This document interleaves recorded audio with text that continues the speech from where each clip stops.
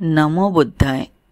आज मी आपल्यासमोर भगवान गौतम बुद्धांचे जीवन अगदी सोप्या भाषेत सांगणार आहे। गौतम बुद्ध यांचा जन्म इसवी पूर्व 563 साली लुंबिनी, नेपाळ येथे झाला। त्यांचे बालपण राजघराण्यात गेले आणि त्यांचे मूळ नाव सिद्धार्थ होते।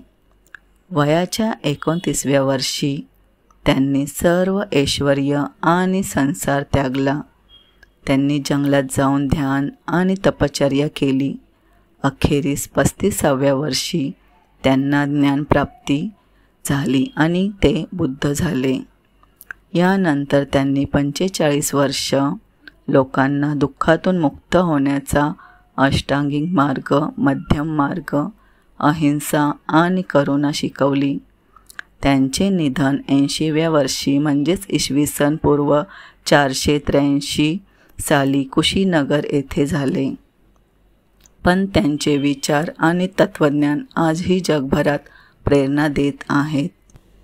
जय भीम, नमो बुद्धाय।